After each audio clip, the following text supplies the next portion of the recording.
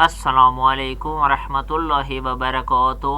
آج میں پھر ایک نئے وظیفے کے ساتھ حاضر ہو گیا ہوں۔ وہ یہ ہے کہ نئے کپڑے پہننے سے پہلے آپ نے کیا کرنا ہے۔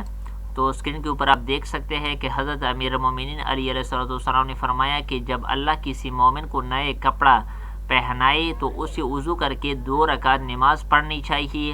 پہلی رکعت میں سورہ فاتحہ کے بعد آیت الکرسی پڑھے، اور دوسری رکعت میں سورہ فاتحہ کے بعد سورہ اخلاص پڑھے، اور اپنے اللہ کا شکر ادا کرے جس نے اسے نیا لباس مرحمت فرمایا ہے، اور لا حول ولا قوت الا باللہ العلی العظیم بکثرت پڑھے کہ جب تک وہ لباس اس شخص پر باقی رہیں گا تو اللہ کی نافرمانی سے محفوظ رہیں گا، اور کپڑے کی ہر تار کی مقدار میں فرشتے اس کے لیے استغفار کریں گے اور اس کے لیے رحمت طلب کرتے رہیں گے۔